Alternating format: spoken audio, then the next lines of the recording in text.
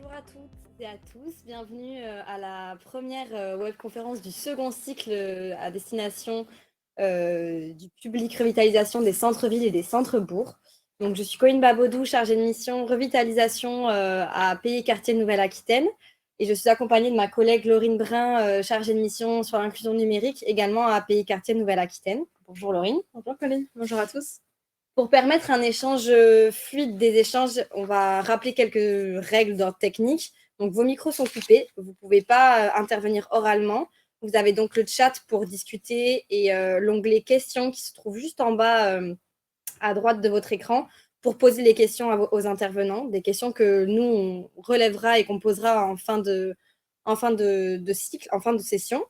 Vous pouvez du coup voter aussi pour la question qui vous plaît en cliquant sur le triangle orange pour voter pour la question qui vous semble la plus intéressante, la plus importante, la plus pertinente pour ce qui aura été dit. Et après un premier temps d'interview des deux témoins, on les sélectionnera et vous pourrez du coup avoir les réponses à vos questions. Avant de commencer, est-ce qu'on ne se présenterait pas? Pays Quartier de Nouvelle-Aquitaine, donc c'est un centre de ressources sur le développement territorial, donc à l'échelle de la région Nouvelle-Aquitaine. C'est un centre de ressources mandaté par l'État et la région Nouvelle-Aquitaine. Et notre rôle, c'est d'accompagner les collectivités de la région à mettre en œuvre les politiques publiques, diverses politiques publiques, notamment par la mise en réseau d'acteurs comme aujourd'hui avec ce webinaire, mais aussi avec des retours d'expérience, des échanges de pratiques, des articles un peu de fond pour prendre un peu de recul sur certains sujets, et puis aussi du travail d'analyse ou de recherche sur certaines thématiques. Donc, nous partageons avec vous plusieurs ressources que nous avons produites, notamment sur le sujet de la revitalisation, puisque c'est le sujet du jour. On produit par exemple des outils de vulgarisation, notamment via la plaquette de revitalisation qui vulgarise un peu la démarche de revitalisation d'un centre-ville, centre-bourg. On produit aussi des interviews vidéo de maires, des témoignages et des fiches d'expérience.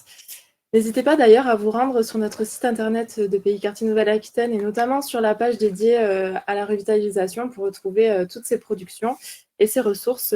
Et n'hésitez pas non plus à vous inscrire à la lettre d'info qui vous relaie toutes les actualités et les informations du moment tous les mois concernant cette thématique de la revitalisation. Et donc, pour rappel, Pays Quartier Nouvelle-Aquitaine a organisé d'octobre 2020 à avril 2021 un premier cycle de webconférences sur la problématique de la revitalisation des centres-villes et des centres-bourgs. On a traité de la vitalité commerciale, des démarches globales, d'habitat, de nouvelles formes économiques, mais aussi d'ingénierie. Et tous ces webinaires sont disponibles en replay sur YouTube, sur notre chaîne. Donc, n'hésitez pas à aller les regarder. On a également créé une vidéo best-of pour avoir les meilleurs moments de ces temps-là. Et en cette fin d'année 2021, on a lancé le deuxième cycle qui va de la stratégie au passage à l'action. Et donc, du coup, ces webconférences seront toutes centrées un petit peu sur cette technique-là, sur cette thématique. Et elles sont encore à destination des élus locaux et des professionnels de la revitalisation pour répondre aux nécessités d'échange et fournir des clés de compréhension du sujet. Laurine, est-ce que tu peux nous présenter le programme d'aujourd'hui et sur quoi nous allons parler pour ce premier cycle? Tout à fait. Alors aujourd'hui, on va traiter la thématique de l'implication des habitants et des acteurs locaux dans le projet de revitalisation. Et nous chercherons à répondre plus particulièrement à la problématique suivante. Pourquoi et comment impliquer les habitants et les acteurs locaux dans les démarches et projets de revitalisation d'un territoire? Donc nous aborderons ces questions. Que mettons derrière le terme d'implication? Qu'est-ce que ça veut dire qu'impliquer des habitants et des acteurs locaux? Qu'est-ce que ça permet aussi? Comment impliquer les habitants et les acteurs locaux dans les projets pilotés par la collectivité? Quels sont les outils ou les méthodes que l'on peut mobiliser pour ce faire? Et puis, quelles sont les façons de soutenir ces projets-là? Comment faire pour les soutenir et soutenir aussi les projets portés par les habitants sur un territoire? Parce que là aussi, il existe des outils ou des méthodes pour ce faire. Donc au programme, on accueillera très, très prochainement nos deux témoins du jour, donc Madame Françoise Ménard, qui est maire de la ville de Saint-Jean-d'Angély, donc située en Charente-Maritime, et aussi conseillère régionale. Nous accueillerons également Monsieur Jean-Marie Gary, qui est maire de Montbaillou, donc situé dans le Lot-et-Garonne. En conclusion, nous laisserons aussi la parole à Sandrine Hernandez, qui est conseillère régionale déléguée à la revitalisation des centres-bourgs, au foncier et à l'urbanisme. Nous accueillerons également Nicolas Thibault du SGAR de Nouvelle-Aquitaine et Emmanuel Lacroix, qui est directeur territorial en charge des affaires régionales à la Banque des Territoires. Donc, si vous avez des questions à leur poser, n'hésitez pas à les poser dans l'onglet questions et non dans le chat. Nous les relayerons à nos témoins du jour. Donc, je te laisse la parole. On va commencer avec vous, Madame le maire du coup, de la ville de Saint-Jean-d'Angély. Donc Françoise Ménard. Bonjour. Bonjour. Du coup, vous êtes élue depuis 2014 dans cette commune d'à peu près 7500 habitants. C'est une commune qui est située au nord-est de la Charente-Maritime, si je ne me trompe pas.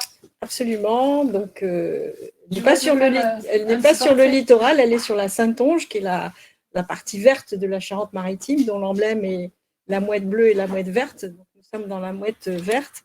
Donc, c'est une sous-préfecture qui a un passé prestigieux, qui donc a connu plusieurs âges d'or et qui, depuis une quarantaine d'années, en fait, était en pleine déconfiture.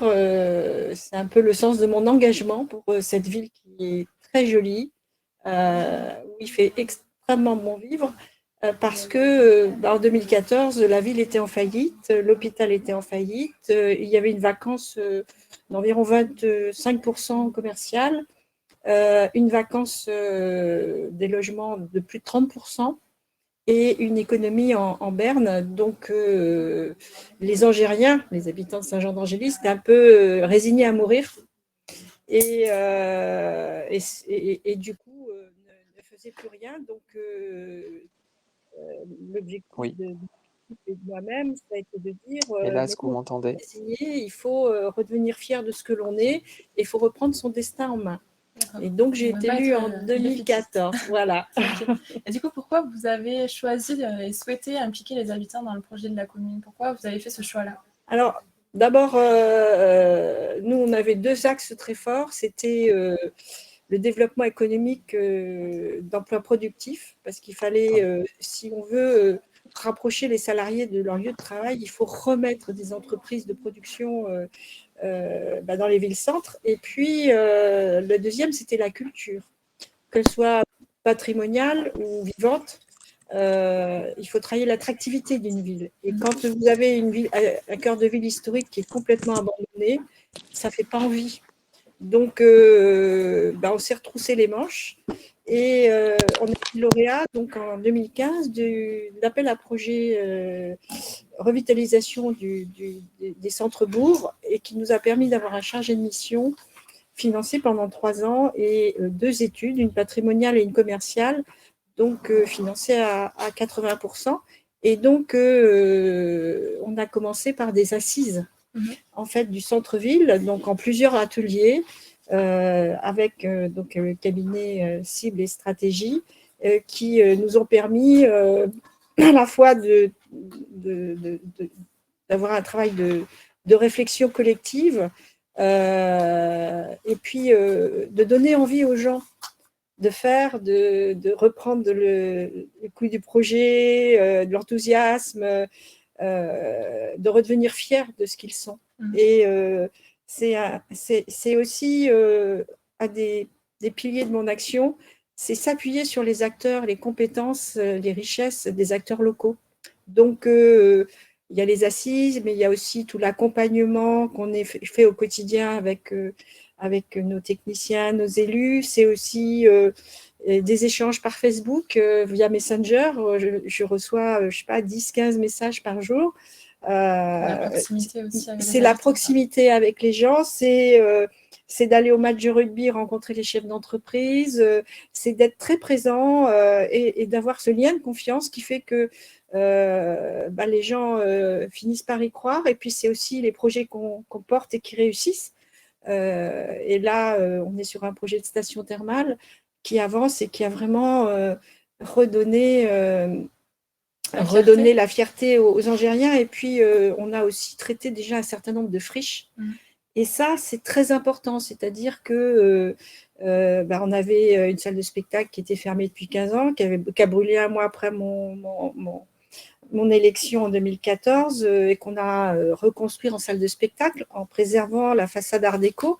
Donc, Et puis, c'est le garage des pompiers qui était désaffecté, qu'on a transformé en cinéma. Et puis, c'est le commissariat qui était désaffecté, qu'on a transformé en bureau, notamment au laboratoire d'analyse médicale. C'est tout ce travail un peu emblématique. Mais il y a énormément encore de travail à faire. Et qu'est-ce que ça a permis justement d'impliquer les habitants dans ce projet-là? Avec le recul, qu'est-ce que vous diriez que ça a permis? Ça a surtout permis aux gens de retrouver, je crois, foi un petit peu, de redécouvrir leur ville, qui est magnifique, d'en redevenir fiers et surtout de faire des projets. Et là, on a un dispositif qui s'appelle Esprit d'entreprendre pour la reprise ou la création de commerce. Et en fait, c'est des bourses que la ville verse entre 1 000 et 3 000 euros. Et hier, on avait 4 projets. Ce sont des acteurs locaux ou des gens quittés de Saint-Jean, mais qui reviennent. En fait, on a une jeune coiffeuse qui est vraiment géniale et qui donc investissent, projettent, montent des commerces ou des restaurants. Et ça, c'est vraiment une grande fierté de voir ces jeunes qui se lancent et qui sont accompagnés parce qu'on a un atelier des entrepreneurs, parce qu'on est à leur côté, parce qu'ils ne se sentent pas seuls. Je crois que c'est ça, c'est la solidarité aussi, la coopération au quotidien. Ce n'est pas que des grandes assises, c'est aussi cette proximité quotidienne. Et puis, on a une équipe au niveau de la communauté de communes, puisque je suis aussi en charge de l'économie et du tourisme, qui est très réactive et qui accompagne les chefs d'entreprise et les porteurs de projets. Je crois que c'est vraiment ça. Et donc, avant-hier, on avait l'ouverture de notre complexe cinéma multiplex. Et là, je crois qu'on ne peut pas imaginer la joie des habitants de la ville et du territoire de pouvoir aller dans un vrai cinéma comme dans la grande ville et avec un son dernier cri. Et vraiment, je crois que d'avoir des films en sortie nationale, on n'imagine pas. Mais même ça, on ne l'avait pas, alors que c'est un territoire de 55 000 habitants autour de Saint-Jean-d'Angély. Donc, c'est vrai qu'on est, petit à petit, les investisseurs reviennent, les maisons sont réhabilitées, les jeunes ouvrent des commerces, créent des entreprises. Et là, on a actuellement à peu près 500 emplois qui vont être créés dans les 3-4 ans à venir. Et justement, en parlant de futur, quels sont les projets que vous avez en cours, notamment avec cette implication des habitants, ce volet-là? Est-ce que vous avez des projets? Vous avez parlé des assises, mais dans le futur, est-ce que vous avez d'autres projets ou d'autres actions qui impliqueraient les habitants? Là, en fait, c'est un petit peu, par exemple, là, il y a un phénomène qu'on n'avait pas prévu, c'est l'arrivée massive des Parisiens sur tout le littoral. Et donc, on a énormément de Parisiens et un boom immobilier. On a multiplié par 3 nos droits de mutation. Ce sont les taxes qu'on touche sur les ventes immobilières. Et en fait, dans le même temps, on va avoir 500 salariés à loger. Et dans le même temps, on va avoir 5000 curistes à loger sur l'année. Donc, notre problématique aujourd'hui, c'est le logement. Donc là, on est en train d'organiser avec tous les agents immobiliers, avec tous les habitants, avec les notaires, on va organiser une grande réunion pour leur dire réhabiliter, on va créer un service logement au niveau de la ville et on va travailler avec, on va passer des annonces, voilà, donc on va mobiliser en fait toute la population, tous les acteurs pour faire de la location, de l'accession à la propriété. On a mobilisé aussi les bailleurs sociaux. Voilà, la grande cause de ces prochains mois, ça va être le logement. Le grand défi. Le grand défi. Je vais passer la parole à Colline pour nous présenter Monsieur le maire de Montbaillou. Bienvenue, Monsieur le maire de Montbaillou. Oui, bonjour. Vous êtes maire depuis 2014. Montbaillou est une commune rurale d'environ 600 habitants. Les chiffres n'ont pas changé. Située à près de 40 km à l'est de Marmande. Ancien chef-lieu de canton, la commune a perdu certaines de ses fonctions de commerce et de services au fil des années. Et toutefois, l'équipe municipale et vous mettez en œuvre une démarche de revitalisation de la commune. Est-ce que vous pouvez nous dresser un portrait assez rapide de Montbaillou? Alors, c'est un village effectivement de 600 habitants dans un milieu rural, donc tout à fait différent de Saint-Jean-d'Angély, hein, voilà. Mais je retrouve un petit peu les mêmes problématiques, en fait, puisqu'on est passé de 1690 habitants en 1890 à 600 habitants. Donc on porte les stigmates, on va dire, du passé, puisqu'on était chef-lieu de canton, vous l'avez dit, avec une fonction commerciale importante pour notre territoire, hein, à l'échelle de notre territoire. Et tout ça, ça s'est un petit peu liquéfié au fil du temps, en fait, et pour avoir un village qui avait tendance à mourir. On a vu partir la boucherie, une boulangerie, un collège, une école privée, plein de petites choses qui sont parties. Et les habitants, bien sûr, ont laissé les maisons vides. Donc, on a une image de notre village qui est, quand on le traverse, qui est assez difficile à supporter, en fait. Et donc, il a fallu reprendre en main, en fait. Et on a recommencé le mandat précédent, en 2009, à s'interroger, qu'est-ce qu'on fait de notre village, où on le laisse mourir, ou alors on se reprend en main, en fait. Donc, du coup, l'équipe municipale, enfin, il y a eu deux équipes, puisqu'on a changé la moitié du conseil municipal, c'est attelé à ça, en créant déjà sur les points positifs de la commune. Notamment, il y a un beau belvédère qui laisse entrevoir 360 degrés de paysage, en fait. Donc ça s'est ouvert, donc les gens ont découvert ce lieu, parce que certains même qui y habitaient ne le connaissaient pas. Là. Puis après, on a repris le commerce, on a créé aussi une station essence communale, on a bien rénové toute l'école, et on a fait des démolitions pour libérer un petit peu d'espace. Et donc là, on s'est beaucoup associé, nous, avec le CAE 47 et le pays. Et donc, justement, par rapport au pays, est-ce que vous pouvez nous expliquer cette démarche dans laquelle vous avez participé, voilà. Tambour Battant? Tambour Battant, donc en fait, c'était un appel du pays, donc c'est le pays de la vallée du Lot, qui, avec les fonds FEDER, a détaché une partie du financement pour sélectionner 3 villages plutôt ruraux et qui avaient une démarche de revitalisation du centre-bourg. Et donc il y a Montbahut qui a été retenu, Cancon, c'est 2000 habitants, enfin 1800 habitants, et Bazins en fait, et essayer de voir un petit peu comment on pouvait à la fois intégrer les habitants et initier des petites choses en fait. Voilà. Donc c'était un programme sur 3 années.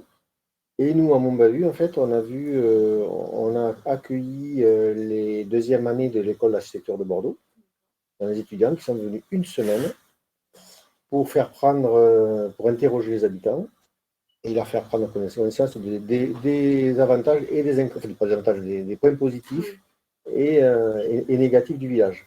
Donc, ils ont interrogé toute la population, ils ont fait un petit diagnostic et ils l'ont présenté en réunion publique, en fait. Ça, c'était la première. Et ensuite, à la suite de ça, on a eu un petit concours d'architectes. Donc, on a eu 3 architectes qui sont venus et qui se sont centrés sur le centre-bourg. Qu'est-ce qu'on pouvait faire, en fait. Et là aussi, on a eu une réunion publique, un rendu public, qui a réuni à chaque fois, d'ailleurs, c'était une 50aine de personnes. En fait. À l'échelle de notre village, c'est déjà pas mal.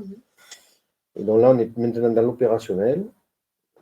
Donc autour de la place du village qui centralise la salle des fêtes, l'église, les commerces qui restent et qu'on a remis en route en fait.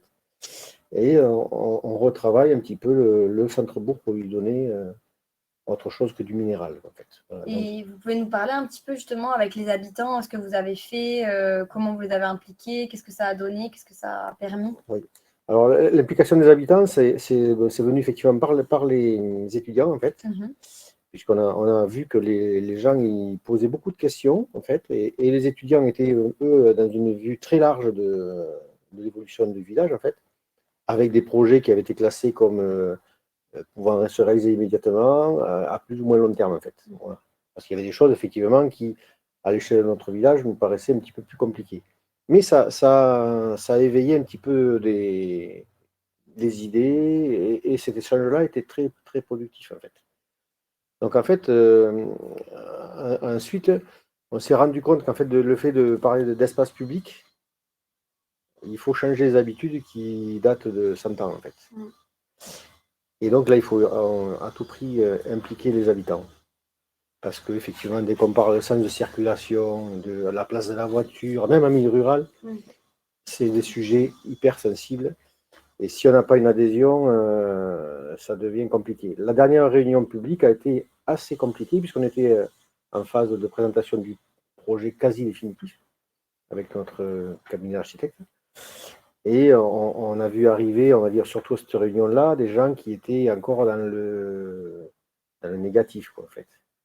Et même ceux qui trouvaient le projet tout à fait intéressant, innovant, etc., et qui donneraient un nouvel attrait à notre village, en fait, ils ne se sont même pas exprimés. Ils m'ont envoyé le lendemain des SMS. On me dit, mais il est très bien ce projet-là, il faut y aller. Et, voilà. Donc ça devient. Et je leur ai dit, mais pourquoi vous ne l'avez pas dit? Parce que quand on fait une réunion publique, il ne faut pas laisser la place à ceux qui sont dans le négatif ou dans la contestation, etc., et qui ne veulent pas changer leurs habitudes, quoi. Voilà. Et donc tous les arguments sont bons, effectivement, pour casser un projet. Donc il faut vraiment l'appréhender. J'avoue que moi, je ne pensais pas vu toutes les démarches qu'on avait fait avant, on aurait ces difficultés-là. Je pensais, moi, que le projet, ça fait 3 ans qu'on en discute, voilà, aussi bien financièrement que techniquement, en fait. Et là, ça m'a un petit peu surpris. Voilà. Et quand vous parlez de ce projet, c'est quoi le projet? C'est la revitalisation du centre-bourg? Oui, refaire la place de la voiture, le centre de circulation, désartificialiser le sol, en fait. Donc là, on passe sur, on va dire, 1 hectare du village qui sera complètement désartificialisé. Voilà, donc avec l'imperméabilisation, créer un niveau de fraîcheur. Qu'est-ce qu'il y a? Oui, mettre des plantes. En fait, on est très, très minéral, donc du coup, on n'a pas eu, à part 3 arbres, c'est tout, quoi, en fait. Donc ça laisse une très mauvaise image de notre village.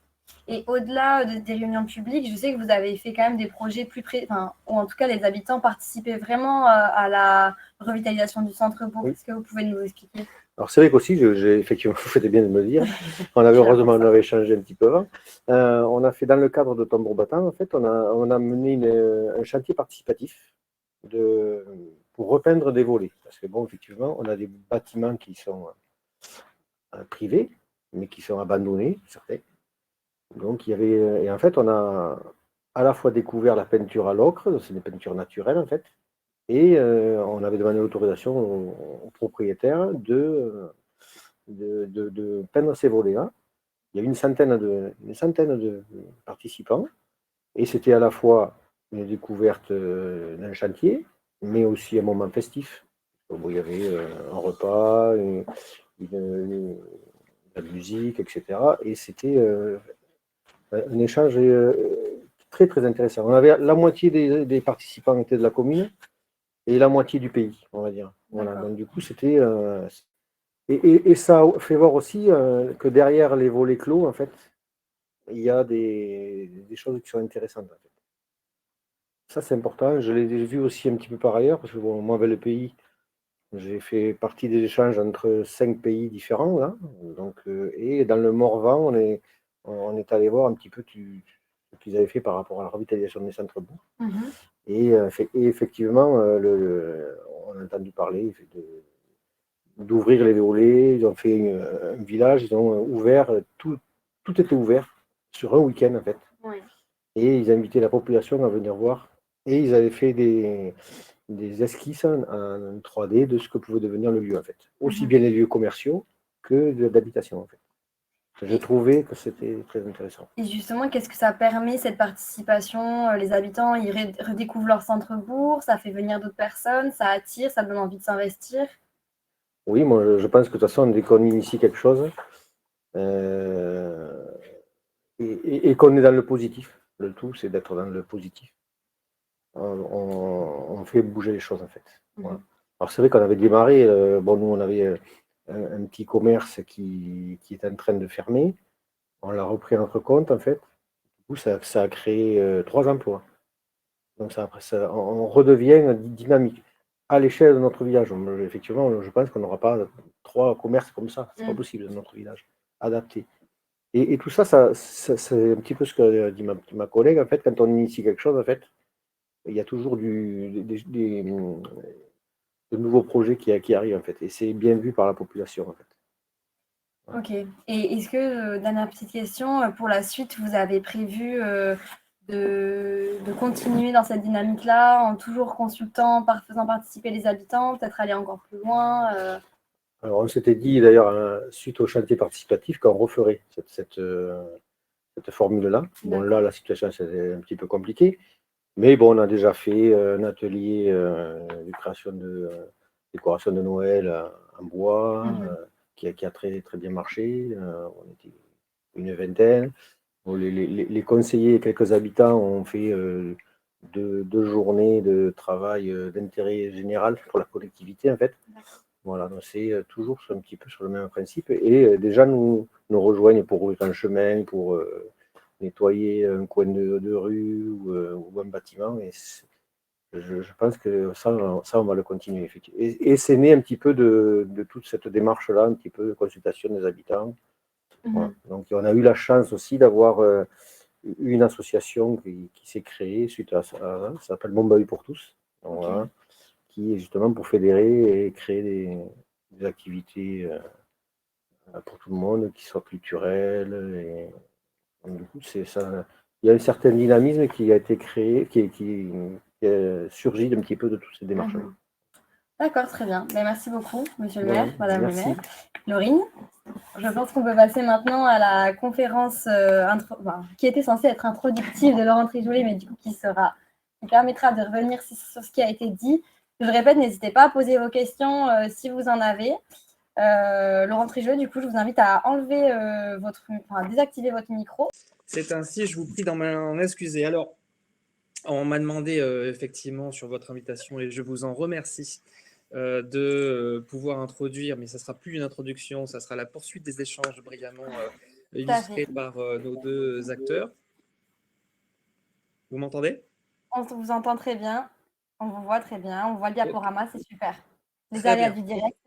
Je ne vois pas les questions s'il y a des questions qui sont posées, donc il faudra m'interrompre si c'était le cas, et je vous invite à le faire si besoin. Et donc, vous m'avez demandé de discourir pendant 20 petites minutes sur pourquoi et comment impliquer les habitants et les acteurs locaux dans les démarches de projet, outils, conditions de réussite et vigilance. C'est difficile pour moi de ne pas introduire ce débat sans évoquer le contexte sociétal et politique du moment, et de constater peut-être ensemble une crise de la démocratie représentative telle qu'on peut la connaître aujourd'hui. Cette crise se traduit d'abord par une très forte abstention, y compris au niveau local. D'abord législative, on est passé de 20% dans les années 60-70 à plus de 57% d'abstention aux dernières législatives de 2017, mais aussi au municipal, pourtant historiquement un scrutin très apprécié des électeurs, 58,4% d'abstention, et dans la foulée régionale et départementale, en 2021 avec 55% d'abstention. Exception en fait, je noterai quand même, des européennes de 2019 où on a connu une participation à hauteur de 50%. Alors, bien évidemment, vous me direz que la crise sanitaire a joué un rôle important dans ce manque de mobilisation, c'est certain, mais il faut quand même prendre en compte le phénomène. Et quand on a un conseil municipal élu avec 58,4% d'abstention, ça veut dire qu'en fait, en comptant les nuls par rapport aux inscrits, on concerne moins de 20% de la population de la commune, c'est qui est quand même, à mon sens, un sujet. Ça fait bien évidemment longtemps qu'on s'interroge sur ce qu'est la démocratie représentative aujourd'hui et comment elle peut mieux intégrer les logiques de participation du citoyen. Je cite là un rapport du Sénat de 2017 qui a traité longuement le sujet, dans lequel notamment Marcel Gauchet évoque que finalement on a une légitimité de position issue de l'électeur, de l'élection. Il faut la distinguer avec la légitimité de décision qui permet de faire des choix, et parfois des choix difficiles. Cette légitimité traduit une perte de confiance dans l'élu, y compris dans les élus locaux, même si le maire reste un personnage bien apprécié des Français. Et c'est D'ailleurs, pas un hasard si les deux plus grands mouvements sociaux des dernières années, les Gilets jaunes et les jeunes avec le climat, ont placer la question démocratique au cœur de leurs préoccupations et revendications. Et dans l'étude pour le Sénat, Marcel Gaucher traduit le mouvement que Pierre Rosanvallon peut appeler aussi la contre-démocratie par le terme de vétocratie, où finalement on s'oppose plutôt qu'on construit ensemble. Et où il pense que la légitimité démocratique, c'est du coup progressivement déplacée dans un mouvement à bas bruit et finalement dont les acteurs ne sont pas tout à fait conscients. Cette crise se traduit aussi une crise contre les élites. Il a commencé par les élus. 75% des Français jugent que les dirigeants politiques sont, entre guillemets, plutôt corrompus. On peut être surpris de la valeur. Crise de représentativité, où dans le sondage Cevipof de 2021, 37% des sondés, ça c'est pour les plus libéraux, pensent qu'il vaut mieux un système politique moins démocratique, mais offrant de nombreuses opportunités de s'enrichir et de réussir rapidement. Et puis, pour celles et ceux qui ont une obédience plus solidaire, plus sociale, mais malgré tout, 58% de ceux-là, 58% des sondés, pensent qu'il vaut mieux un système politique moins démocratique, mais s'il peut assurer plus d'égalité et de justice sociale. Du coup, de tout cela, Luc Rouban, du Cevipof, directeur de recherche au CNRS, en conclut que finalement la démocratie n'est plus un totem et que cet essoufflement se transforme d'amour et de désamour avec les élus locaux et les élites, finalement se transforme progressivement aussi en désamour de la démocratie. Et finalement, le citoyen consommateur ne voit plus dans la démocratie qu'un moyen et pas comme une finalité en soi. Et finalement, c'est bien la démocratie, mais c'est quand même un peu lent. Et il faut noter que la défense de la démocratie s'érode, y compris parmi les classes socio-professionnelles qui d'habitude sont plutôt complices de la défense de la démocratie. Je pense là notamment aux fonctionnaires et aux enseignants. C'est démontré dans le sondage dont vous avez la référence de l'article qu'il a fait pour Alter Économique dans les ressources que j'ai mis en fin de mon document et que j'ai par ailleurs livré aux organisateurs de façon à ce qu'ils puissent vous le diffuser. Alors, un nuage de mots, de noms qui peuvent nourrir notre pensée collective, en tout cas la mienne, sur le sujet. Blondiot, comme Emmanuel Todd, parle de moments crépusculaires de notre démocratie. Emmanuel Todd nous dit d'ailleurs qu'il y a autre chose après la démocratie. Il avait écrit en 2008 dans l'ouvrage éponyme. Yascha Mounk a travaillé, c'est un prof de Harvard, a travaillé sur la montée des populismes et finalement conclut dans son ouvrage « Le peuple contre la démocratie » que les peuples se détournent de la démocratie et on est passé d'un libéralisme des Lumières où les citoyens veulent garder les libertés individuelles, mais sont en revanche prêts à sacrifier leur liberté politique, surtout si les régimes démocratiques sont perçus comme étant défaillants. Il note dans son ouvrage que 30 à 45% des jeunes gens nés après 2000 trouvent pas si important que ça. Enfin, pardon, je me reprends. Seulement 30 à 45% des jeunes nés après 2000 trouvent important de vivre en démocratie. Alors, d'autres ont étudié le phénomène, parmi les plus anciens ou pour les plus nouveaux. Pour Tocqueville, d'ailleurs, l'indifférence citoyenne, finalement, conduit à une forme de despotisme doux. Et finalement, il refuse, dans son ouvrage de la démocratie en Amérique, de confier à un groupe de citoyens, ce qu'il appelle la tyrannie de la majorité, ce qu'il refuse de confier à un despote, monarque ou autre.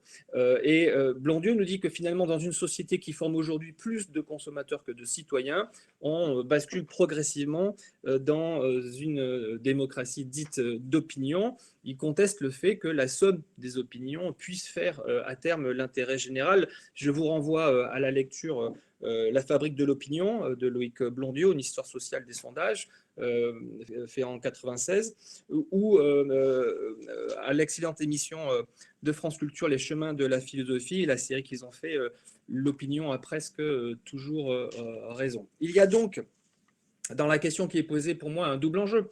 Un enjeu démocratique, finalement la participation pour sauver notre société et sa démocratie, et puis un enjeu un peu plus technique lié au mécanisme de participation du public. En fait, comment faire pour contourner les biais connus de la participation du public.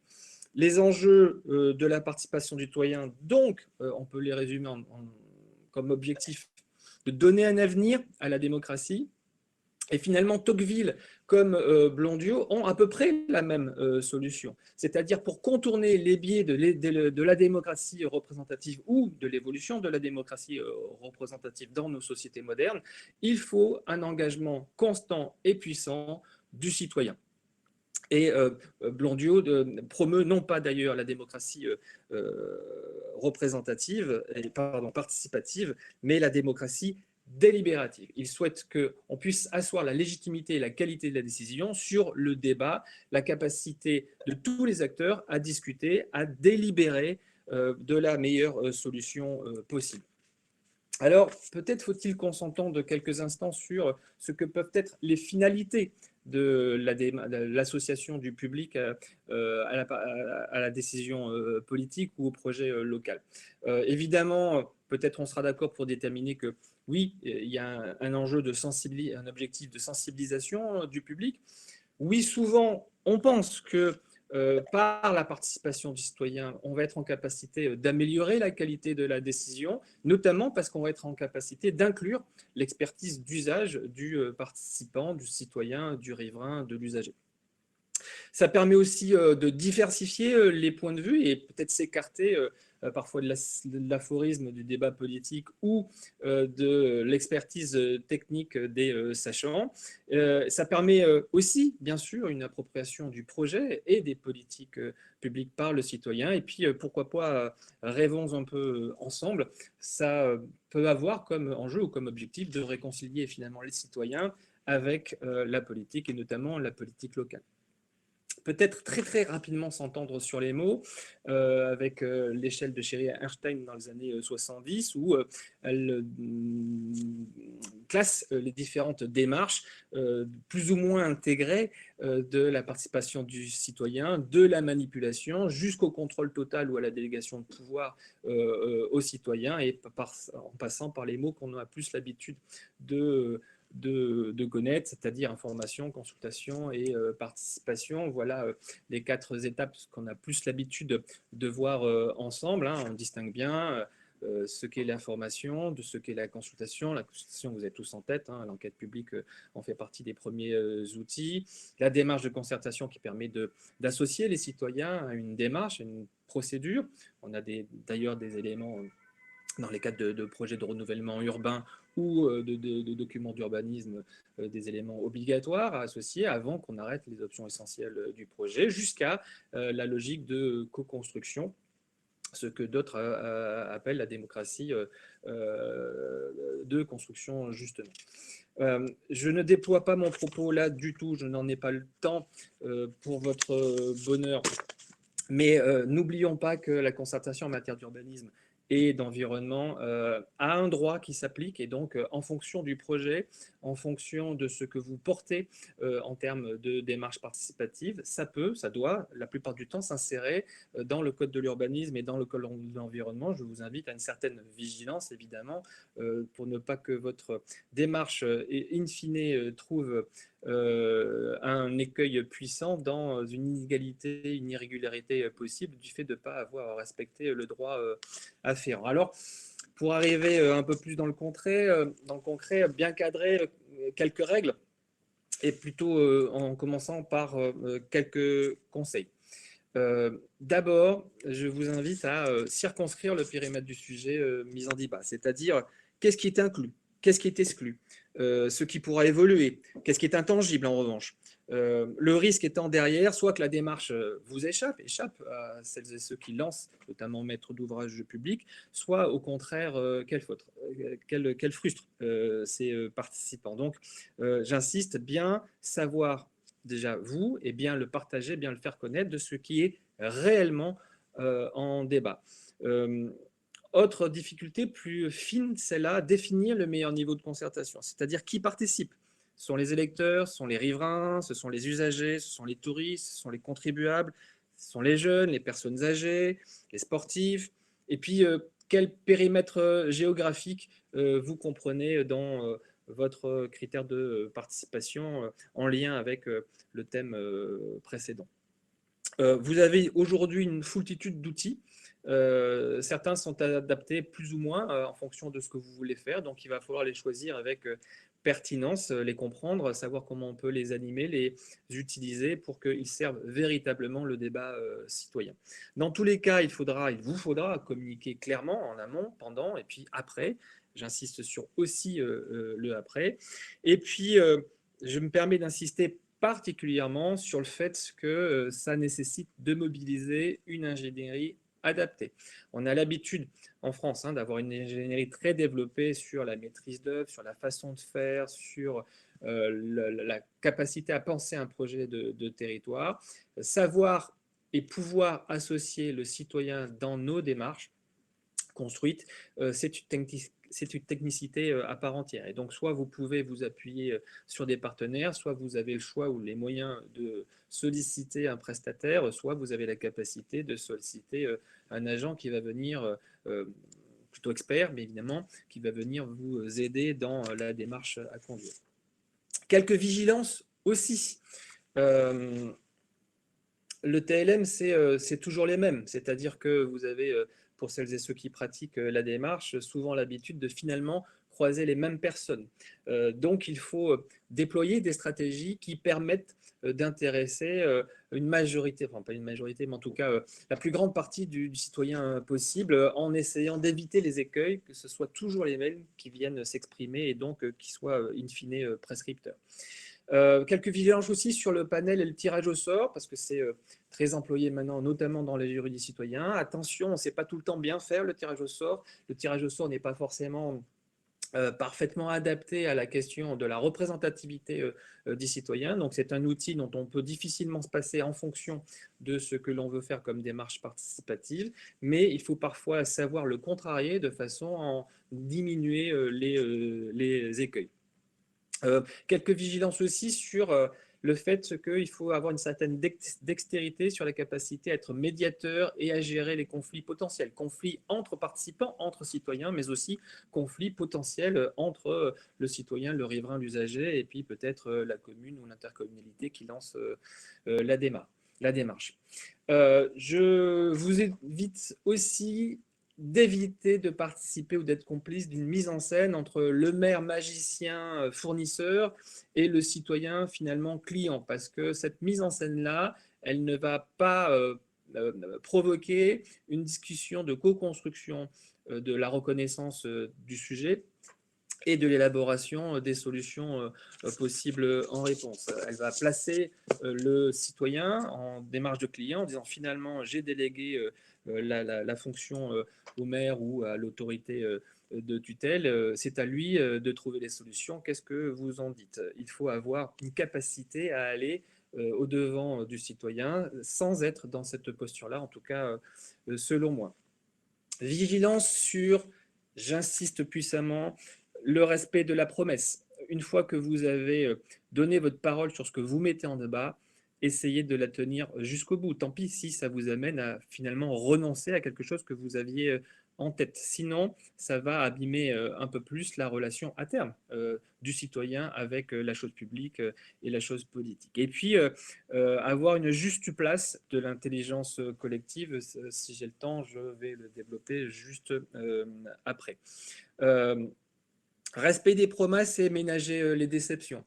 Jérôme Fourquet, lorsqu'il a intervenu aux entretiens territoriaux de Strasbourg de cette année, en parlait en conférence liminaire sur il citait pour ça le référendum pour une constitution de l'Europe en 2005, où finalement les votants votent non et puis voient arriver la constitution par le biais du Parlement, ou à l'inverse le référendum Notre-Dame-des-Landes sur le déplacement de l'aéroport de Nantes en 2016, où les participants au référendum votent oui et puis finalement le gouvernement renonce. Et puis bien choisir son vocabulaire. Là, on peut penser à la Convention citoyenne pour le climat en 2020.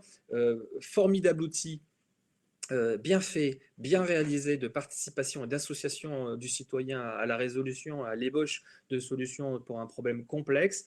Peut-être que le sans filtre du président de la République en début de procédure était de trop. Peut-être aurait-il juste fallu avouer que les travaux de la Convention citoyenne allaient nourrir utilement le débat parlementaire et du gouvernement des décideurs ensuite. Là, forcément, ça a créé une certaine déception sur les suites qui ont été données et qui ont été traduites dans la loi climat et résilience qui a été approuvée en août de cette année. Les déceptions, les mensonges ou la parole pas respectée fait que si, là je vous ai placé, je vous laisserai méditer sur la citation d'Hannah Arendt, à force de ne pas croire, c'est pas qu'on croit des mensonges, c'est qu'on finit par ne plus croire en rien. Et avec une société, avec des citoyens qui ne croient plus en rien, on peut aller vers des extrêmes dangereux. Dérive de l'intelligence collective, je vous ai mis en référence un article de Christian Morel de 2014 qui en liste certaines et je voulais m'attacher rapidement aux effets de majorité et aux compromis des polarisations. C'est quoi? C'est Moscovici en 1969 qui l'a démontré en faisant des expérimentations. En gros, vous aviez une cohorte d'individus, on leur posait des questions, ils devaient y répondre avant d'en débattre. Et puis, ils organisaient un débat, une participation qui permettait à tous les participants de la cohorte de donner leur point de vue. Et finalement, à chaque fois, ce qu'il a observé, si le débat n'est pas bien animé, c'est qu'il y a une certaine polarisation des avis postérieurs au débat public ou au débat collectif. Polarisation, ça veut dire que finalement, l'avis des individus membres du groupe partie prenante de l'expérimentation a fini par basculer sur plutôt les positions les plus extrêmes et non pas sur les positions les plus médianes. Donc, il peut avoir un risque ou un écueil à la question de la délibération collective si elle n'est pas suffisamment bien gérée ou amenée. Quelques difficultés à maîtriser et quelques freins. Je fais vite pour rester dans le temps qui m'est imparti. C'est issu d'un rapport du ministère de l'écologie qui fait le bilan 5 ans après la publication de la charte de la participation. Donc quelques difficultés à maîtriser sur l'étang des projets, évidemment. Vous savez comme moi que les projets de renouvellement urbain, par exemple, les projets d'urbanisme, se font sur un temps long et que associer sur un temps long le citoyen, de la conception jusqu'à la réalisation, c'est une réelle gageure qu'il faut savoir gérer dans le temps. Évidemment, il y a un coût supplémentaire de la participation. Là, je vous renvoie à un ouvrage que j'ai cité dans les ressources et qui s'appelle « La concertation est-elle rentable ?», principalement basé sur la politique de déchets d'acteurs de la région Île-de-France. Parfois, un manque de sensibilisation des décideurs, mais j'imagine qu'une demi-journée ou qu'un webinaire comme celui-là participe à faire progresser l'ensemble. Bien sûr, on n'a pas d'un mon-jardin persistant, le NIMBY, assez connu, ça reste vrai, il faut faire avec malgré tout. Et puis, plus récemment, une remise en question des expertises, et parfois sans forcément de réel fondement. Et puis des freins, méfiance, après avoir vécu des dispositifs qui n'ont pas tenu ses promesses, je renvoie à mon propos précédent, une meilleure sensibilisation à avoir des maîtres d'œuvre, voire des décideurs, des freins liés au fait qu'il y a parfois des gens très convaincus par la question de l'intérêt de la participation citoyenne et parfois aussi des gens qui utilisent cela uniquement comme un moyen de faire passer des idées, voire d'appropriation politique du projet, et donc dans une logique plus communicante que démocratique. Oui, bien sûr, ça nécessite des moyens, et puis oui, c'est vrai, je l'ai très très sommairement évoqué, il y a une complexité assez puissante du cadre réglementaire. Alors, des acteurs sachant aider, bien évidemment, j'en ai oublié, il y en a forcément dans la salle qui sauront me le rappeler, mais enfin, la liste n'est bien sûr pas exhaustive. Ça a été dit par Monsieur le maire juste avant, les pays où les PETR sont souvent des acteurs qui ont un vrai savoir-faire en matière d'association et donc ils peuvent être des appuis puissants pour les communes et intercommunalités qui lancent leur démarche. Les acteurs des agendas 21 locaux, même s'ils ont un peu disparu, je parle des agendas 21 locaux, mais je pense par exemple à la mission pour les Girondins du conseil départemental de la Gironde. Je salue Julie Chabot et ses équipes qui ont, d'ailleurs, je crois que vous avez eu dans la convocation le guide du conseil départemental de la Gironde, qui est assez bien fait. Puis, sincèrement, je loue l'action des services de Julie Chabot en la matière.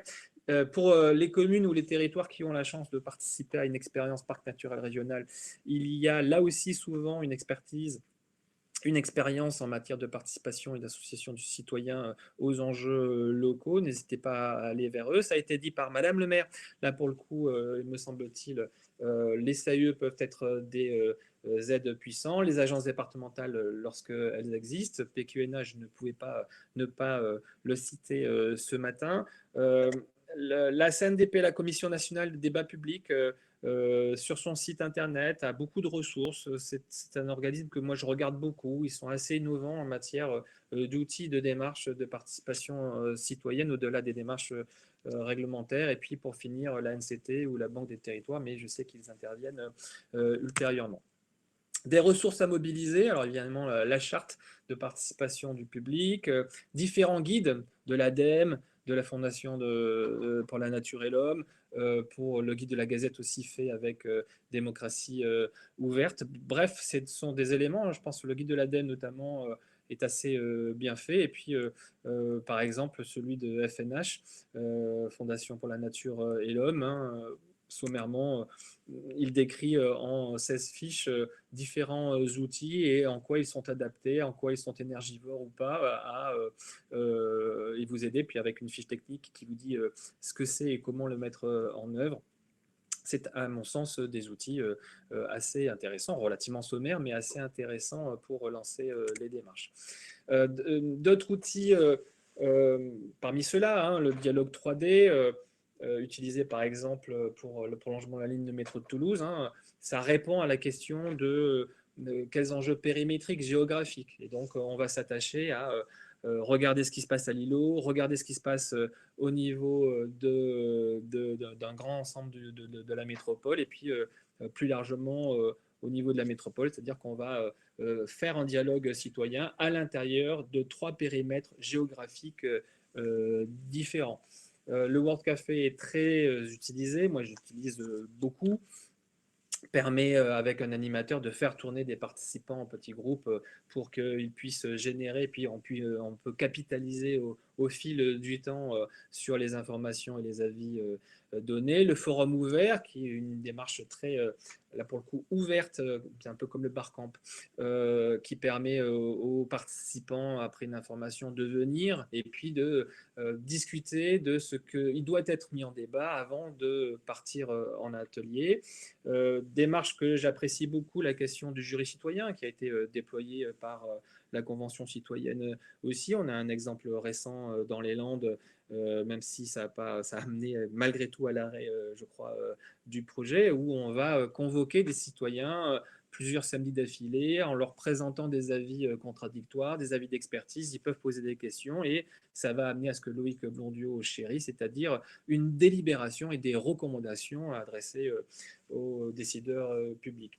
Le 50-50 de Los Angeles, là j'ai aussi mis les ressources, ils ont conceptualisé, intellectualisé et puis mis en œuvre une démarche qui permet de dire en fait c'est du gagnant-gagnant, quoi. Chacun fait un effort entre le citoyen et la collectivité. Le citoyen arrive avec un sujet, la collectivité dit ce qu'elle peut en faire, et puis il y a accord sur une mise en œuvre co-construite, mais aussi co-partagée, c'est-à-dire qu'avec un investissement derrière des citoyens, ce qui peut permettre du coup d'avoir des solutions qui sont peut-être plus pragmatiques, plus réalistes, parce que chacun fait un effort dans la réalisation et dans la mise en œuvre. Et puis pour conclure mon intervention, je voulais dire quelques mots sur le conseil participatif de Kingersheim. À Kingersheim, il y a eu de longues années de pratique pour une action qui est vraiment intégrée de façon systémique dans la commune aujourd'hui, ce que Joe Spiegel, l'ancien maire de Kingersheim, a appelé la démocratie construction, pas simplement la démocratie participative. Bon, il est très connu, j'imagine que beaucoup d'entre vous le connaissent. Il a été maire de Kingersheim de 89 à 2020 et dans les années 90, il a décidé de à la fois intellectualiser, de conceptualiser, d'écrire et de mettre en œuvre la question de l'introduction du citoyen dans le débat, dans la chose publique. Il a fait de sa commune un véritable laboratoire de démocratie participative, avec les questions... Pardon ? Non, allez-y, terminez. On va passer après aux questions, mais terminez. Ok. Et donc, le conseil participatif de la commune, c'est que sur certains sujets, ils vont réunir une grande assemblée avec un maximum de participants donc ils appellent ça une réunion débat instituante avec une large base démocratique. Et puis, ça va générer un conseil participatif issu, dont la thématique et la méthode est issue de cette conférence constituante, avec 3 collèges. C'est-à-dire des habitants, des acteurs et la commune. Et les habitants, c'est 40% de tirés au sort, 20% de personnes directement intéressées et 40% de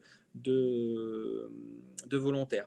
Il y a un temps de formation qui rappelle la question du jury citoyen. Et puis, c'est eux qui vont piloter du coup toute la démarche, le processus à la fois de construction de la politique, de la réponse au sujet qui est posé, mais aussi d'associations plus larges du citoyen, avant de venir présenter leurs travaux in fine au conseil municipal qui conserve la décision. Pour rester dans les temps, je ne vais pas déployer le propos que j'avais imaginé déployer sur la convention citoyenne et je vais directement du coup à la bibliographie que je vous ai livrée qui font état et écho à une partie du propos que j'ai essayé de résumer dans le temps débordé mais qui m'avait été confié. Je vous remercie pour votre attention. Merci beaucoup. Raphaël, je t'invite à nous rebasculer du coup en plein écran pour qu'on puisse ensuite discuter. Donc, merci beaucoup, M. Tréjoulet, pour votre présentation, pour ce regard biblio et puis pour les outils, les conseils que vous avez pu apporter. Je pense que ça peut être très intéressant pour beaucoup et en tout cas, le diaporama sera diffusé comme on l'a déjà dit dans le chat. Avant de passer aux questions du public, je vais juste demander aux intervenants s'ils ont des réactions ou en tout cas des choses à dire peut-être. Alors, dans une autre vie, j'ai été vice-présidente de la région Poitou-Charentes en charge de l'éducation et de la démocratie participative. Excusez-moi, j'ai mis ma veste parce qu'il fait très froid. Donc, on a tout testé, les jurys citoyens, les conventions, les budgets participatifs dans les lycées. Ça a très, très bien marché d'ailleurs.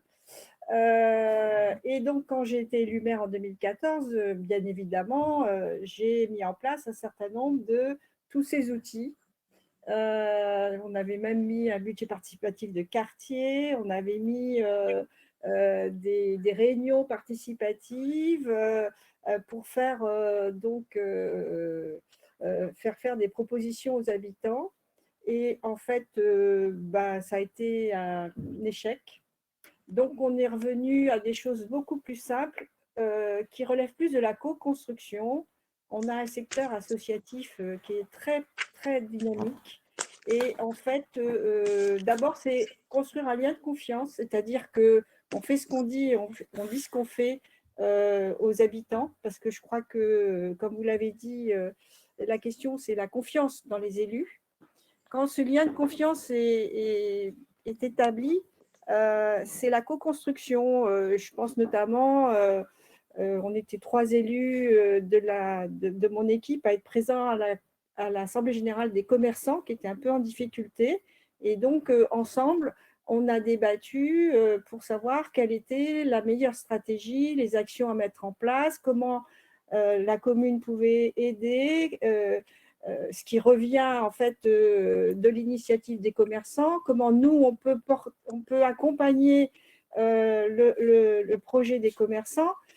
Et je crois que c'est le plus efficace parce que ce qu'il faut bien comprendre aussi dans la démocratie participative, c'est que c'est ceux qui savent parler, c'est ceux qui savent, c'est ceux qui ne sont pas timides qui vont s'imposer par rapport aux autres. Et donc, comment on fait pour aller chercher ceux qui n'osent pas s'exprimer? C'est la vraie difficulté. Les commerçants, par exemple, c'est des gens qui n'ont pas l'habitude d'être dans le collectif. Et quand on est dans la difficulté, ben déjà, on est plus enclin à être solidaire. Et c'est un petit peu sur cette notion-là qu'on est intervenu. Quand vous avez des gens qui ne savent pas très bien écrire, qui sont dans une grande précarité, qui ne sont pas sûrs d'eux, eh bien, je peux vous dire que, par exemple, les messages sur Messenger, ce sont eux qui me les envoient. Et je mets un point d'honneur à répondre. Et je peux vous dire qu'il y a beaucoup de propositions, d'idées. Ça me donne aussi la température de cette partie des habitants qui ne s'expriment jamais. Et donc, c'est très étonnant. Là, on a ouvert un cinéma. Il me demande s'il y aura voilà, les Bodas en Thaïlande. Parce que la culture, par exemple, elle est pour tous. Elle n'est pas que pour une minorité. Et voilà, ce qu'il faut, c'est vraiment être dans la confiance, dans la co-construction et rétablir la relation de confiance entre l'élu et les administrés. Quand il est nécessaire, on a eu un plan de redressement financier à faire parce que j'ai trouvé une ville en faillite. Là, j'ai fait une réunion publique où tout le monde pouvait venir. On a présenté notre plan de redressement, tout le monde a pu poser ses questions. Et voilà, en fonction, en fait, on a refait tout un quartier. Là, on a invité tous les habitants. Donc, c'est vraiment… je suis un peu revenue, je dois le dire, de ces jurys citoyens, parce qu'en fait, on se rend compte que même si vous prenez l'annuaire téléphonique et que vous faites au hasard, il y en a qui vont refuser d'y aller parce qu'ils ne se sentent pas capables d'y aller. Donc, du coup, on perd une partie de la population. Et puis, ça demande beaucoup d'énergie. Et au final, voilà, il faut être dans le concret. On est participatif. Certes, il y a des projets, mais ça ne parle pas aux gens souvent. Donc, mais en revanche, par exemple, le projet de station thermale a complètement transcendé les habitants qui, du coup, se lancent dans des initiatives. Parce que de quoi on manque aujourd'hui, c'est aussi des porteurs de projets. Quand l'association développement durable parallèle qui dit qu'il faut nettoyer les canaux, parce que nous, l'équipe municipale, les habitants, on a tous été nettoyer les canaux. Voilà, on est vraiment… on n'a pas les moyens, nous, parce que l'ingénierie, c'est important, ça, j'en suis la première convaincue, mais on doit faire des choix. L'ingénierie de la démocratie participative, elle est très coûteuse si on part dans des choses comme ça. Voilà, donc je suis un peu passionnée par le sujet parce que je l'ai pendant des années porté auprès de Ségolène Royal. Donc voilà, j'ai un petit peu d'expérience dans le sujet. Et c'est vrai que quand je vais au repas d'avant-match de rugby, parce que tous les chefs d'entreprise sont là, que vous créez un lien de confiance avec eux et qu'après, ils n'hésitent pas, quand ils ont une difficulté, à vous appeler et qu'on peut activer tout notre réseau d'accompagnement des services économiques, eh ben, je peux vous dire que voilà, c'est aussi ça, parce que c'est là où c'est au moment du repas qu'ils vont vous parler de leur projet, que vous allez pouvoir dire à tel technicien, prends contact avec tel chef d'entreprise parce qu'il a ce projet et que du coup, il se sent encouragé et qu'il va le mener au bout. Excusez-moi, je suis passionnée. Merci beaucoup, c'est super, c'est ça qu'on voulait, de toute façon, engager le débat. Monsieur Gary, vous avez aussi peut-être une réaction? Moi, ma réaction, c'est un petit peu… j'ai bien aimé qu'en fait, il faut tenir ses promesses, en fait.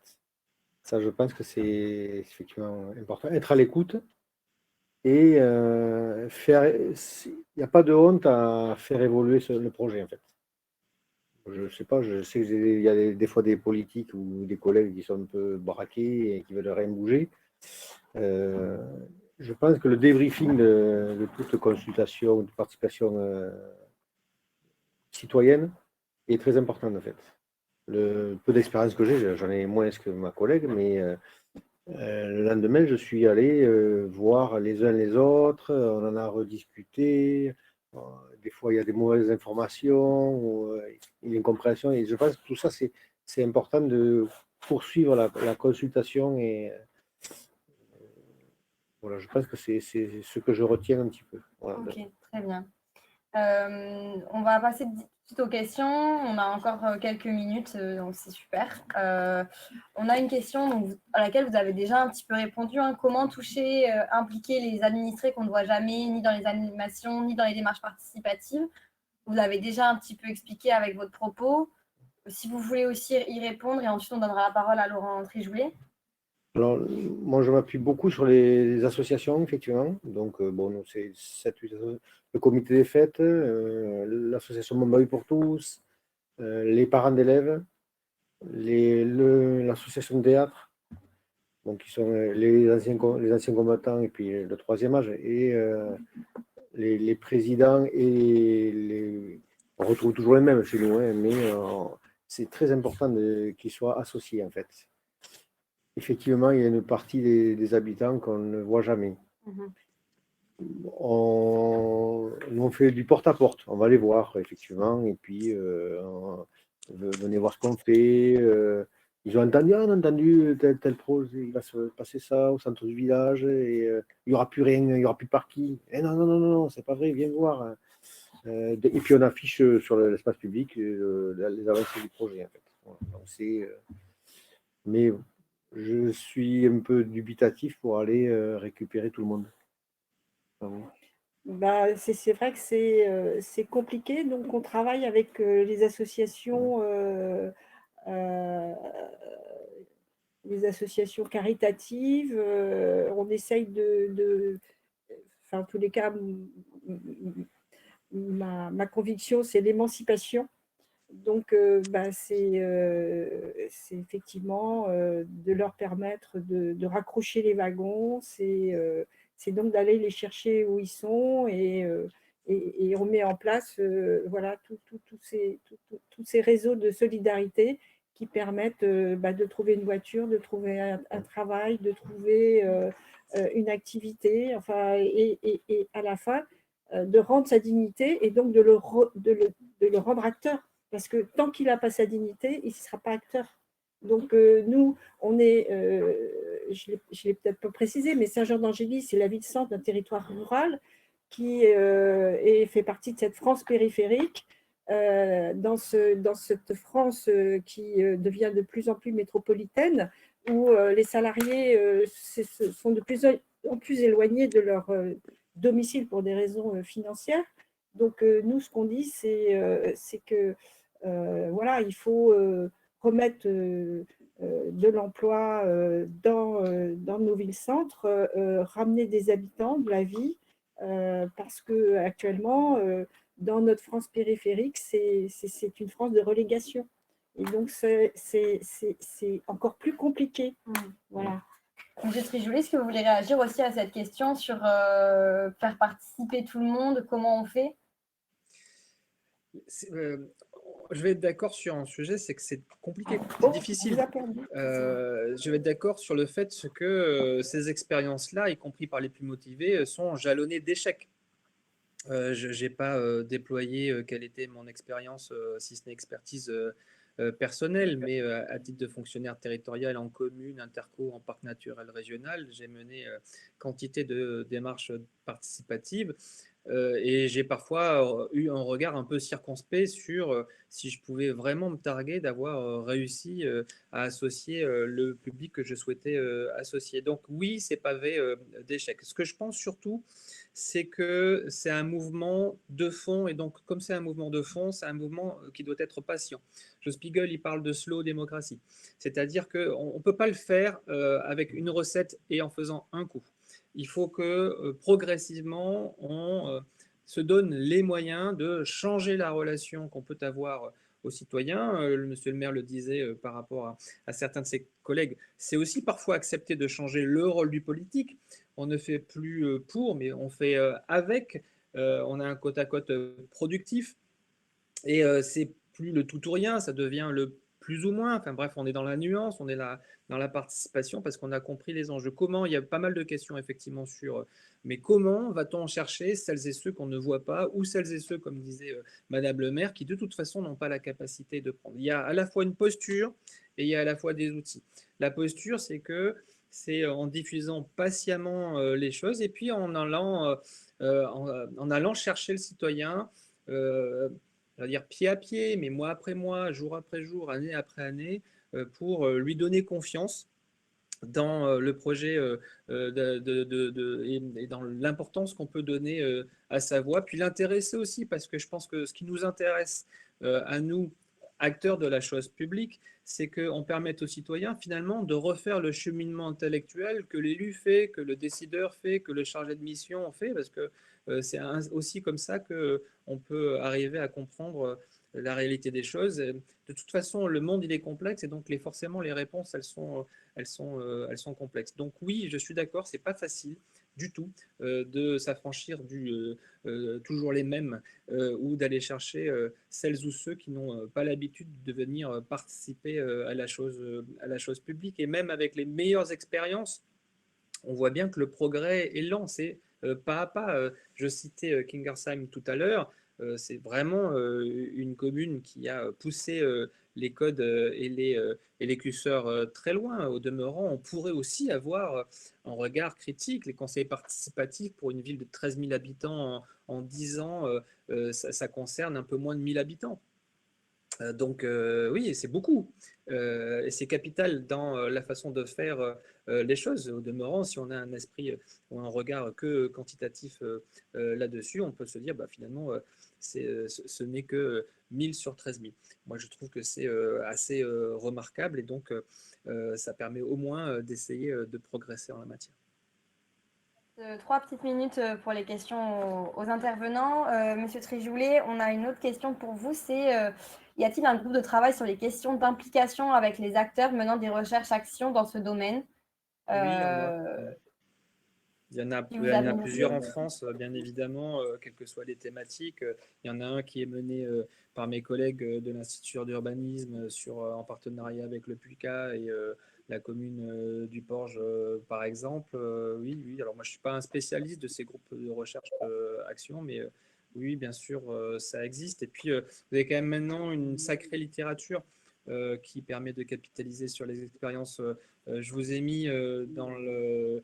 Vous avez le CEREMA, par exemple, qui a fait qui a été en commande par le ministère de l'écologie et le CGDD, justement pour faire le bilan de la charte de la participation. Ils ont mené un benchmark sur une dizaine, une douzaine d'expériences, et c'est toujours là qu'on va pouvoir repérer ce type-là de recherche-action, partenaire ou complice du projet mené dans la collectivité.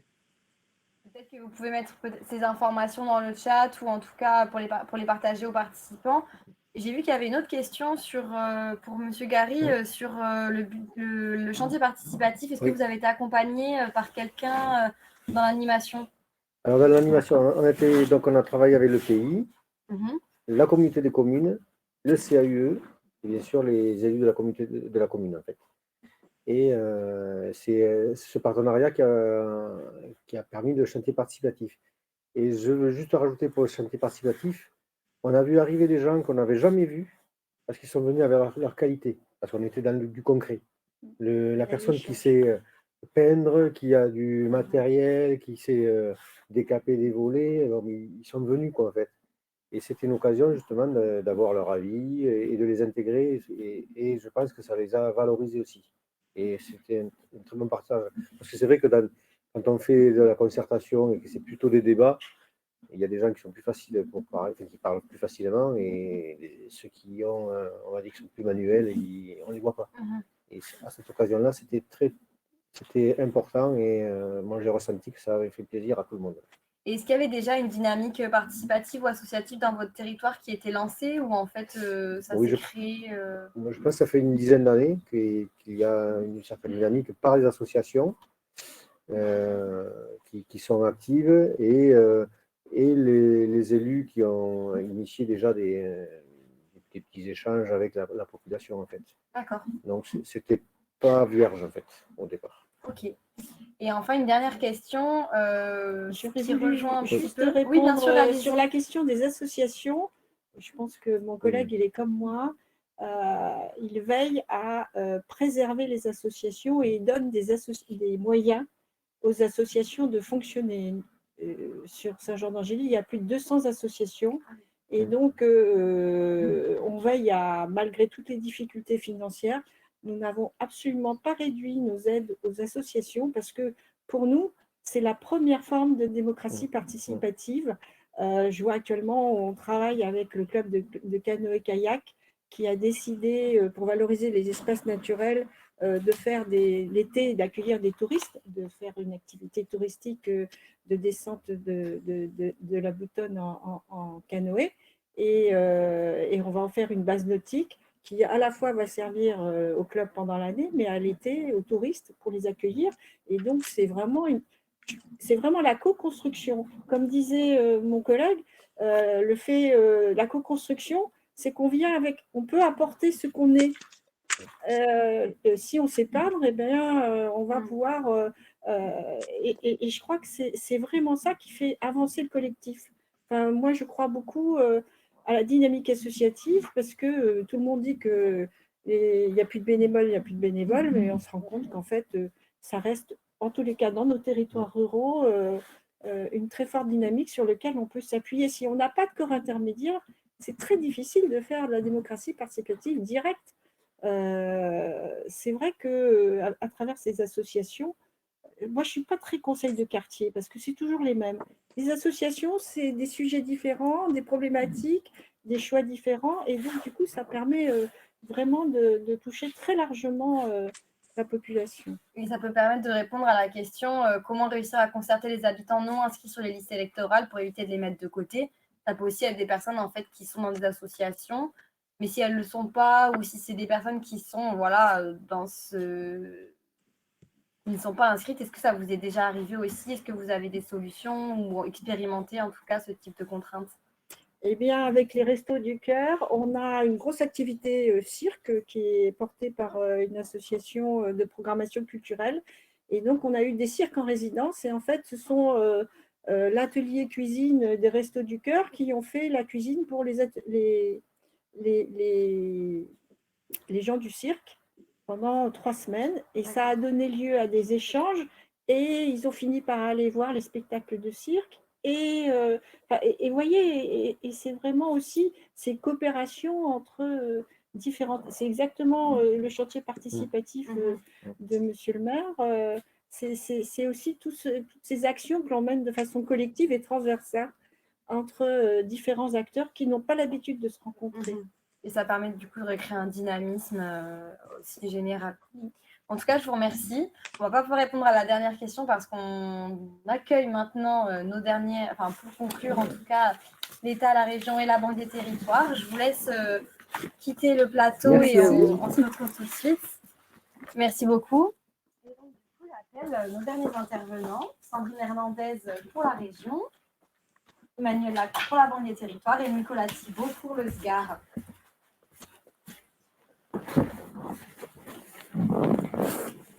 Oui, ou là-bas, comme ça,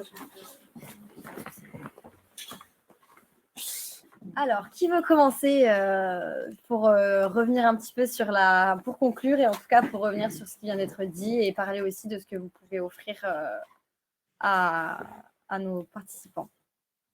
Je peux attaquer. Honneur à la région. Tout d'abord, merci à PQNA d'avoir organisé ce temps et d'avoir joué aussi avec les conditions du direct pour savoir s'adapter. Déjà, ce que ça m'évoque, c'est qu'on voit bien que la démocratie de construction, de manière générale, c'est du temps long. Et ça tombe bien parce que les projets de revitalisation des centres-bourgs, c'est aussi sur des temps longs. Et finalement, ce sont des bons projets pour travailler en concertation avec les citoyens sur les territoires, quelle que soit l'échelle des communes, des plus petites, on l'a vu avec les témoignages précédents, ou avec des plus grosses communes et plus grosses polarités sur le territoire. Je remercie M. Trigoulet qui a parlé de Joe Spiegel, que je connais bien, qui a aussi écrit un dernier ouvrage en 2020 sur « Nous avons décidé de décider ensemble ». Et je crois que c'est aussi un peu ce qui ressort des témoignages de ce matin et ce que je peux entendre aussi sur les territoires, de cette décision finalement de co-construction, de participation, de consultation de différents niveaux. Et je trouve que c'est important et intéressant d'acter un peu ce pas de côté qui a été évoqué là dans le fil de discussion, et de dire, bon, on prend le temps sur notre projet, comment on le construit avec les citoyens, et de voir comment on s'engage et comment on décide de décider ensemble. Peut-être sur les outils, alors il y a beaucoup d'outils qui ont été développés. Moi, je le dis souvent sur mon territoire, mais aussi quand je rencontre d'autres élus qui portent des projets de revitalisation de centre-bourg, de ne pas placer l'outil avant le projet. Et bien de savoir pourquoi on engage une co-construction, pourquoi on veut associer le citoyen dans les projets de revitalisation de centre-bourg, et après réfléchir à l'outil. Et c'est vrai que sur la concertation, on a eu ces dernières années beaucoup de dispositifs, beaucoup d'outils qui ont vu le jour, beaucoup de communication faite autour de ça. Mais finalement, chaque outil répond à un certain besoin, à un certain objectif. Et je pense que vraiment réfléchir au projet, le pourquoi on veut associer le citoyen, est-ce qu'on veut plutôt le consulter, est-ce qu'on veut être dans la co-construction, est-ce qu'on veut l'informer aussi, et ça peut être aussi le cas. Et après, mettre l'outil derrière, je trouve que c'est une clé essentielle pour que ce soit gage de réussite, et puis d'engager aussi les citoyens sur le long terme, ce que disait ma collègue Françoise Ménard, sur aussi la crise démocratique qu'on est en train de vivre, et le redonner confiance. Redonner confiance et s'engager sur le temps long. Et je trouve que les projets de revitalisation de centre-bourg sont le bon terrain de jeu, et je pense que c'est un sujet qui, en plus, passionne les citoyens, parce que c'est concret, c'est leur quotidien, c'est leur centre-bourg, leur centre-ville, et c'est important de penser à eux avant tout, puisque ce sont les usagers de ce quotidien-là. Merci beaucoup. Allez-y, Lacroix. Donc, écoutez, merci encore de ce webinaire. Donc, ce que j'aimerais dire en fait en conclusion, c'est d'abord, il me semble qu'il y a quand même un sujet au départ, c'est une évolution culturelle qui provient quand même de l'horizontalité qu'a offerte le numérique. Donc, Internet, les réseaux sociaux, etc., a accru ce besoin d'horizontalité. Là où on avait une habitude de penser les politiques publiques, l'action publique de manière générale, de manière un peu verticale. Voilà. Donc cette horizontalité est venue un peu percuter cette verticalité à laquelle on était habitué, ce qui implique de repenser un peu nos manières d'agir. Et effectivement, la question de la participation citoyenne devient un élément central de cette manière dont on agit déjà désormais politiquement.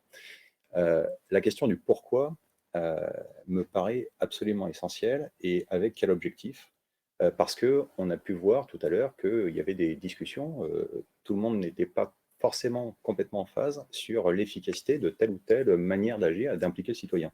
Donc en fait, je pense que le pourquoi renvoie, ou plutôt plus exactement d'ailleurs, le pourquoi et le comment renvoient à l'intérêt aussi pour le citoyen. C'est-à-dire en fait, le citoyen, c'est évidemment l'habitant de cette collectivité. Mais en tant qu'habitant, il n'est pas seulement quelqu'un qui vote ou qui a accès aux services publics, il est aussi potentiellement un consommateur. Il est également potentiellement un entrepreneur, au sens noble du terme, largement, c'est un entrepreneur de projet. Il peut porter une entreprise, un projet d'entreprise, il peut porter un projet associatif, il peut porter un projet coopératif. Il y a beaucoup de manières d'entreprendre. Et je pense que c'est ça l'enjeu majeur aujourd'hui de la redynamisation et de la revitalisation, c'est d'essayer de penser la dynamique territoriale de manière assez large, de manière horizontale, en pensant ces différentes composantes que sont celles de la consommation, celles de l'entrepreneuriat, celles du lien social. L'économie sociale et solidaire me paraît absolument indispensable. Évidemment, j'embarque des associations dans l'économie sociale et solidaire. Et voilà. Et donc, la Banque des territoires, dans tout ça, que pourrons-nous faire? Nous pouvons apporter des crédits d'ingénierie que nous diffusons à travers des partenariats que nous avons créés avec, évidemment, le Conseil régional, dans un premier temps, pour les 36 collectivités qui sont lauréates de l'AMI du Conseil régional sur les centres-bourgs, mais également avec les conseils départementaux. Avec un cas particulier, je le signale, pour la Corrèze, pour lequel je vous invite à prendre la tâche directement de la direction régionale de la Banque des territoires. Donc, en fait, ces crédits d'ingénierie peuvent vous permettre de penser de manière un peu plus fine cette démarche citoyenne. Et donc, il faut pour cela que vous sollicitiez les conseils départementaux ou le conseil régional selon l'interlocuteur, enfin selon la typologie de collectivité, pardon. Et ensuite, on pourra potentiellement, par la suite, essayer de participer à l'émergence d'un projet beaucoup plus concret, alors soit en direction de la collectivité locale s'il s'agit de financement, soit s'il s'agit d'un projet de type privé, donc un projet d'entreprise par exemple, un projet de développement associatif potentiellement, on pourra agir à partir du moment où on a une échelle critique en direct. Cette échelle critique est assez significative, je le dis en passant pour pas créer de faux espoirs par rapport à ça. C'est qu'en fait, lorsque la Banque des Territoires agit en direct en accompagnement de ces projets privés, c'est souvent avec un minimum d'action, des projets qui portent des besoins d'investissement de l'ordre de à peu près 1 million d'euros pour qu'on puisse avoir un ordre d'idée de ce que ça représente. Et soit par des outils intermédiaires que nous essayons de faire émerger pour apporter des ingrédients qui permettent d'accompagner ces politiques de redynamisation des centres-bourgs. Je vais citer en vrac et très rapidement les foncières de redynamisation que nous essayons de porter de faire émerger pour porter l'immobilier commercial, l'immobilier d'activité d'une manière générale d'ailleurs dans ces centres-bourgs. On pourrait citer la foncière tourisme que nous sommes en train de créer avec le conseil régional. On pourrait parler également de nos réflexions communes sur la création d'un outil au service du financement de l'économie sociale et solidaire. Et je m'arrêterai là parce qu'on peut en parler pendant très longtemps. Merci beaucoup. On termine avec Nicolas Thibault pour le SGAR. Merci beaucoup. Merci au JPI Quartier Nouvelle-Aquitaine pour l'organisation de ce webinaire très réussi. Merci également aux mesdames, messieurs les élus qui sont intervenus avec des témoignages toujours très précis et très forts. Je rejoins évidemment ce qui a été dit. Je ne vais pas répéter ces propos. Je ne veux pas rouvrir non plus le débat, mais il y a peut-être un sujet qui n'a pas forcément été creusé. On a beaucoup parlé des types de concertation, des types de publics, des types d'acteurs locaux, etc. Il y a aussi le périmètre d'action qui est évidemment important. Lorsqu'on revitalise une centralité, un centre-bourg, on ne le fait pas uniquement pour cette centralité, pour ce centre-bourg, on le fait aussi pour un territoire qui est souvent plus large à l'échelle d'un bassin d'emploi, d'un bassin de vie. Et il faut aussi avoir à l'esprit, il faut essayer d'imaginer une concertation, une implication des acteurs locaux qui dépasse le simple périmètre géographique de la centralité et essayer d'aller au-delà. Alors c'est évidemment facile à dire, c'est sans doute compliqué à faire, mais n'hésitez pas à vous appuyer sur des contractualisations qui sont en cours, lancées par le conseil régional, portées par d'autres acteurs, par les conseils départementaux, par les CRTE pour l'État. Enfin, il y a un certain nombre d'outils comme ça qui permettent de réfléchir au-delà du périmètre communal et d'envisager une stratégie qui dépasse ce périmètre-là. Et l'implication du public, l'implication des acteurs locaux doit intégrer ce périmètre. Donc, je ne lance pas un débat évidemment là-dessus, mais je pense que cette réflexion est importante et les sous-préfets d'arrondissement qui sont auprès de vous au quotidien pour porter vos projets sont aussi là pour vous accompagner dans ce type de démarche. Voilà, un grand merci à vous en tout cas. Merci beaucoup pour votre intervention, à vous trois. Merci à mesdames et messieurs les élus. Merci à Laurine pour la co-animation. Je vois qu'elle a déjà commencé à mettre les ressources qu'on vous partage ensuite par mail, mais que vous pouvez d'ores et déjà observer dans le chat, donc à savoir les dessins animés, les interviews vidéo des élus, les fiches d'expérience, mais également la page de ressources de PQNA. On vous enverra par mail un formulaire de satisfaction, ainsi que l'enregistrement du webinaire qui sera diffusé sur YouTube et également la liste des contacts des participants à la fin à cette session-là. On vous transmettra également le PowerPoint de M. Trijoulet, que je remercie également de sa participation et de sa présentation. Et en tout cas, n'hésitez pas à partager la vidéo de ce webinaire, à la regarder aussi en équipe, à la visionner avec les élus de votre territoire pour engager une discussion, en tout cas peut-être des éléments suite à cette session-là. Et je vous souhaite une très bonne journée à tous et merci de vos participations.